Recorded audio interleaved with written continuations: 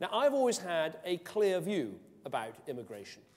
I believe that immigration has brought significant benefits to Britain, from Polish heroes who fought for us during the war to West Indians who helped us to rebuild afterwards, from those who've come to our shores seeking a safe haven from persecution, to those who've come to make a better life for themselves and their families, and in the process have enriched our society by working hard, taking risks, and creating jobs and wealth for the whole country.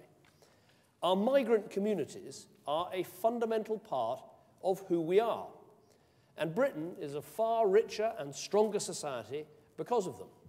Whether it's great scientists, doctors, medical practitioners, artists, musicians, sports stars, or business leaders, entrepreneurs, hard-working small businessmen and women, so many Great Britons today have family histories that have brought them to these shores.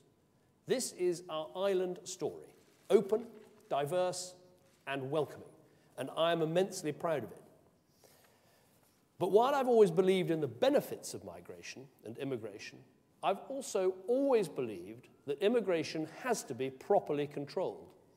Without proper controls, community confidence is sapped, resources are stretched, and the benefits that immigration can bring are lost or forgotten.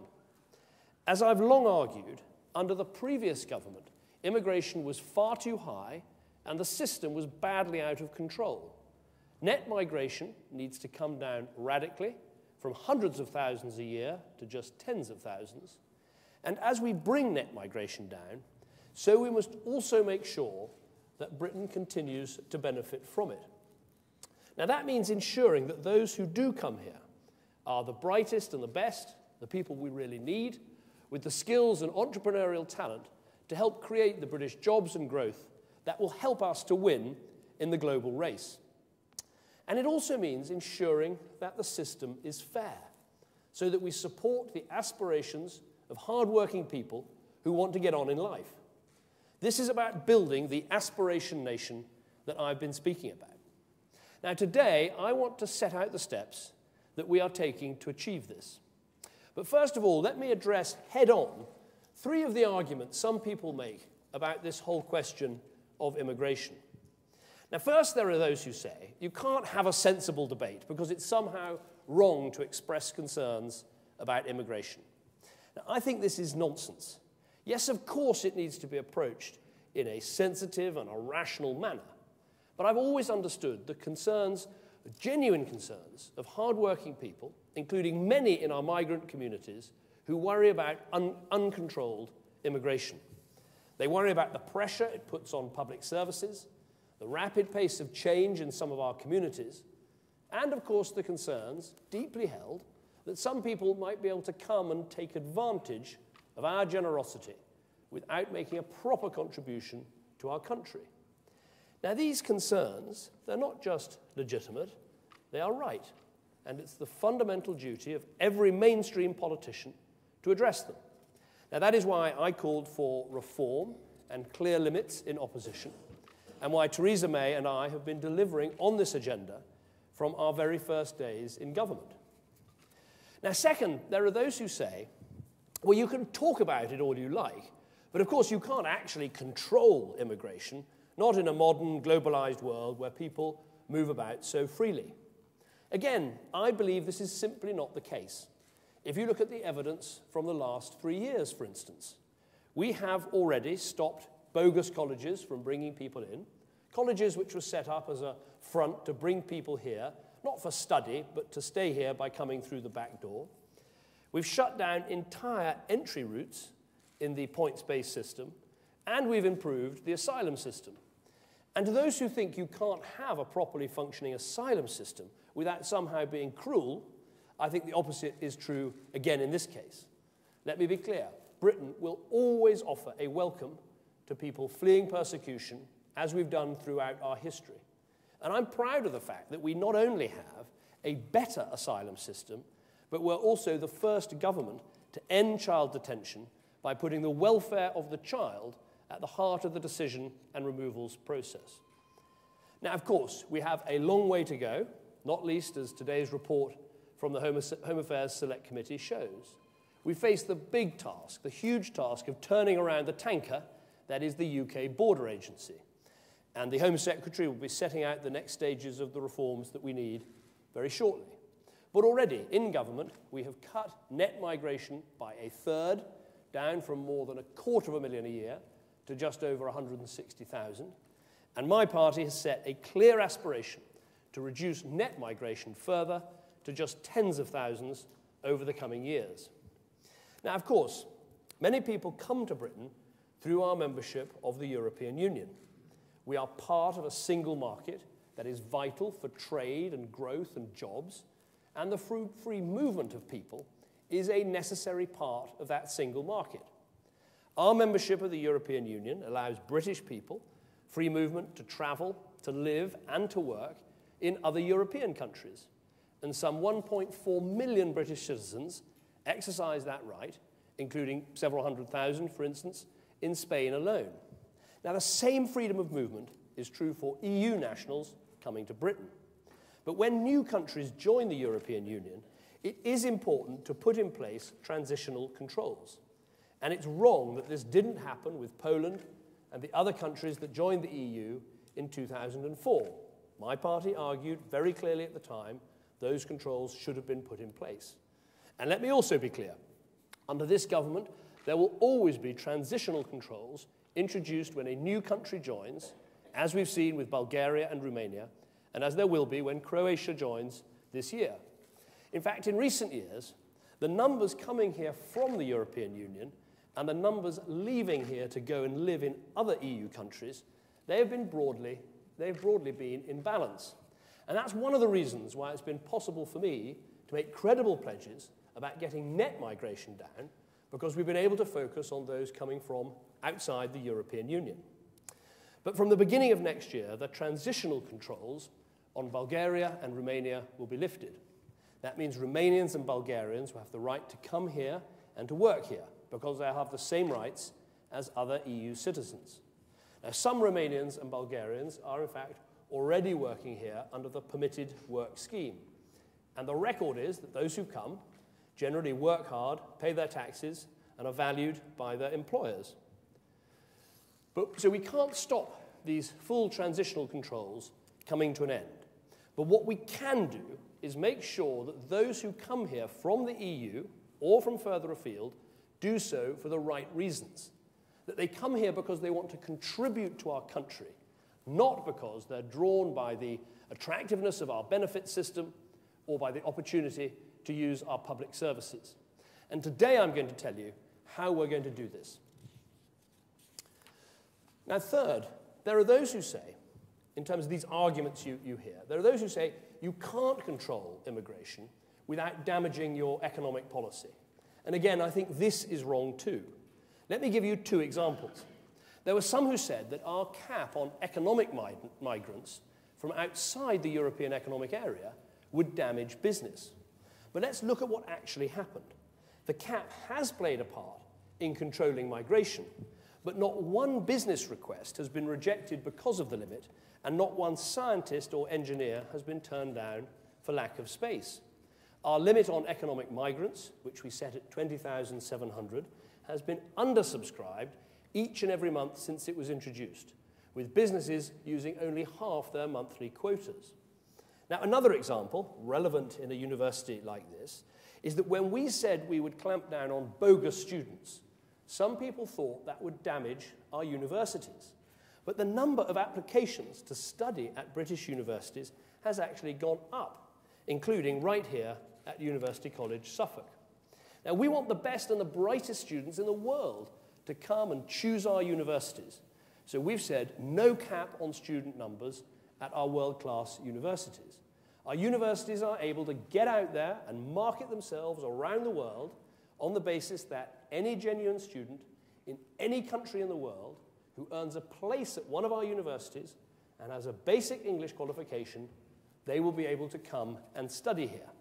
As I've said, we want the best and the brightest, and we want the best and the brightest innovators and entrepreneurs as well to choose Britain as the best place to start their next business. So we've said 2,000 extra places for graduate entrepreneurs, including 1,000 for MBA graduates, and new support to back foreign investors and entrepreneurs, including those who are starting small scale but could end up running the blue chip businesses of tomorrow. So let me put this very simply. We are rolling out the red carpet to those whose hard work and investment will create new British jobs, because we are in a global race for our economic future. And the right sort of immigration is not just good for Britain, it is, I would argue, essential. But we can't allow immigration to be a substitute for training our own workforce and giving them incentives to work. Our immigration policy can't be a sort of add-on to our economic strategy. It's got to be a fundamental part of it.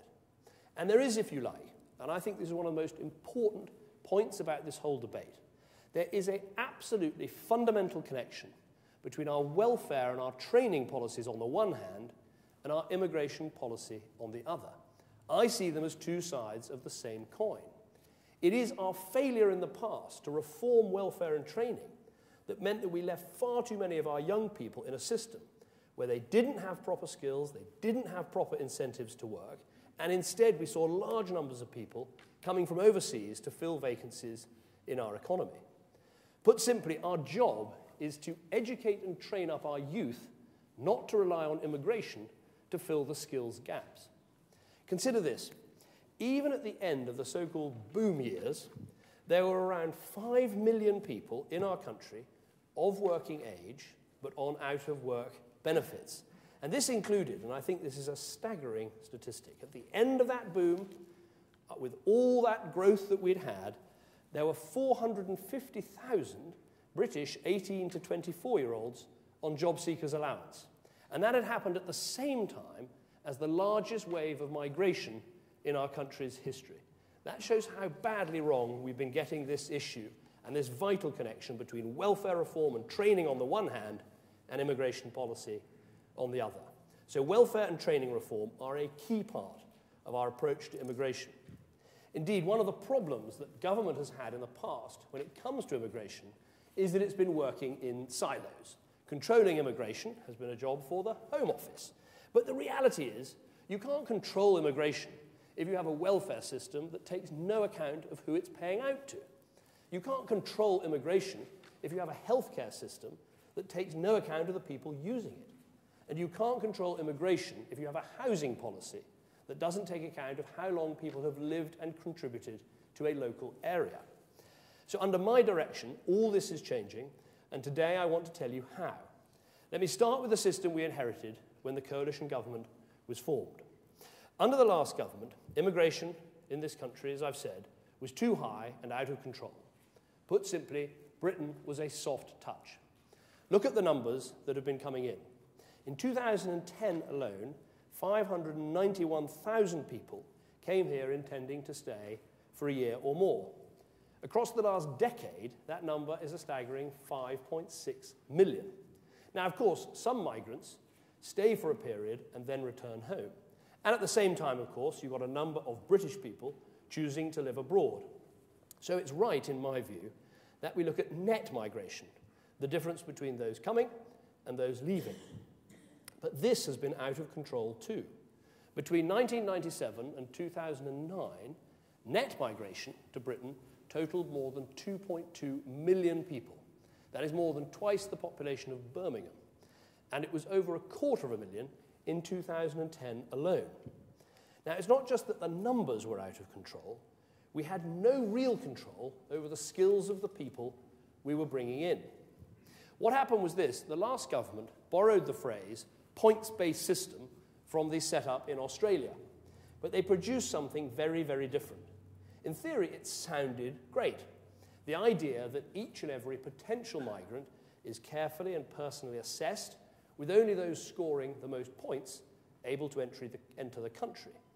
But in practice, this wasn't a system of points for individuals. It was a range of low minimum thresholds where anyone who met them was automatically entitled to come here, almost on a self-selection basis, to work and study, and in many cases, to bring their dependents too. So I know there are some who think the mistake the last government made was not to bring in their version of the points-based system sooner. But if that's what they think, they clearly don't understand what their points-based system actually did. Consider this. In the so-called Tier 1 of the system, we were supposed to be welcoming the best of the best, people deemed to be so good they could come here without any job offer waiting for them, and our doors were always open to them. But the reality was different. As one study found, as a third of these people only found low-skilled roles, working as shop assistants in takeaways or as security guards. Those who did have job offers in what was called Tier 2 were still often coming here to do low-skilled work, jobs which many people on welfare could have been trained to do. There was even, extraordinarily, a tier specifically created for those with no skills at all. Now, why would you want to create such a tier? And then, of course, there was a student tier, which was so unselective that it allowed people who didn't speak a word of English to come and study at low-level or even bogus colleges. In other words, places that weren't really colleges of education at all. Now, it is hard to believe the system could be such a mess. But the truth is that even now, as we dig deeper and deeper into the details, we're still finding things. Take this, for example. We've discovered there was a loophole that allowed migrants who no longer have a right to work here, and in some cases don't even have the right to be here at all, to carry on claiming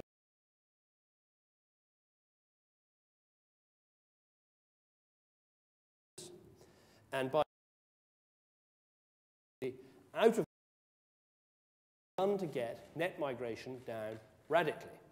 We've completely shut down the route which allowed low-skilled people to come here with their dependents without so much as a job offer waiting for them. We've capped the number of economic migrants from outside the European Economic Area. We've stopped almost 600 colleges, bringing in thousands of bogus foreign students, revoking the licenses of over 300 of these colleges in the process. We've radically toughened up the tests migrants face before they come here, including making them prove that they can speak English. And we're drastically increasing the use of face-to-face interviews for countries and routes from which there has previously been abuse. We're breaking the link between work and settlement so that only those who contribute the most economically will be able to stay long-term. And we've cut the list of occupations where we have a shortage of skills. Those are the occupations where we permit employers to recruit migrant workers without trying to recruit from the UK labour market first. In 2010, the number of workers employed in job titles where there were skills shortages was around 500,000. It's now just 180,000, less than 1% of the UK workforce. So good progress, but a lot more to do. We've made significant changes to our policies in the Home Office to get net migration down. But now what we need to do is to work across government so that our immigration policy is factored into our benefit system, our health system, and our housing system. And let me set out how we're going to do this. By stopping our benefit system from being such a soft touch, by making entitlement to our key public services something migrants earn, not an automatic right, and by bringing the full force of government together to crack down on illegal working. And let me take each of these in turn. On benefits, right now the message through the benefit system is all wrong. It says that if you can't find a job or you drop out of work early, the British taxpayer owes you a living for as long as you like, no matter how little you've contributed to social security since you arrived. Now, my view is simple. Ending the something-for-nothing culture is something that needs to apply in the immigration system as well as in the welfare system. So, by the end of this year, and before the controls on Bulgarians and Romanians are lifted, we're going to strengthen the test that determines which migrants can access benefits. And we're going to give migrants from the EEA, from the European Economic Area, a very clear message. Just like British citizens, there is no absolute right to unemployment benefit. The clue is in the title. Job seekers' allowance is only available to those who are genuinely seeking a job. You will be subject to full conditionality and work search requirements, and you'll have to show you're genuinely seeking employment. And if you fail that test, you will lose your benefit. And as a migrant, we're only going to give you 6 months to be a job seeker. After that, benefits will be cut off unless you really can prove not just that you're genuinely seeking employment, but also that you have a genuine chance of getting a job. We're going to make that assessment a real and robust one, and yes, it also will include whether your ability to speak English is a barrier to work. And to migrants who are in work but then lose their jobs, the same rules will apply. 6 months, and then if you can't show you have a genuine chance of getting a job, benefits will be cut off. That means that EEA migrants who don't have a genuine chance of getting work after 6 months will lose their right to access certain benefits. So yes, of course, they can still come and stay here if they want to, but the British taxpayer will not go on endlessly paying for them anymore. Now, we're also going to take forward negotiations with European partners to explore whether we can make economically inactive migrants the responsibility of their home country before they gain any eligibility for UK benefits, and also whether we can work with like-minded European partners to limit the amount we pay in child benefit towards the upkeep of children living abroad. Now, second, public services. The same approach of ending the something-for-nothing culture needs to apply to our public services. Our National Health Service, our NHS, is one of this country's greatest assets, and it's right that when people come here legitimately, they should be able to use it. But we should be clear, what we have is a free national health service, not a free international health service. So let me put it very simply. We're going to get much better at proper reciprocal charging. Wherever we can claim back the cost of NHS care, we will. If someone visiting the UK from another EEA country uses our NHS, then it is right that they or their government pay for it. British taxpayers should support British families and those who contribute to our economy. And for migrants from outside the EEA, we want to introduce stricter charging or a requirement for private health insurance to cover the cost of NHS care. Now, the same should apply to social housing. Again, we cannot have a culture of something for nothing. New migrants should not expect to be given a home on arrival. And yet at present, almost 1 in 10 new social lettings go to foreign nationals. So I'm going to introduce new statutory housing allocation guidance this spring to create a local residence test.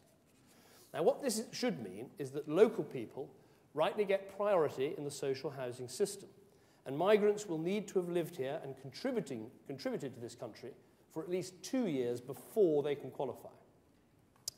Now, finally, as the Deputy Prime Minister set out on Friday, we're going to radically toughen up the way we deal with illegal migrants working in this country. Frankly, right now, today, it is too easy to be an illegal migrant in Britain. It's too easy to get a driving license, get a house, without a check on your immigration status. So we are legislating to make sure illegal migrants can't have driving licenses. I've already said how we're changing the rules on social housing. I now want us to make sure that private landlords check their tenants' immigration status, with consequences for those rogue landlords who fail to do so.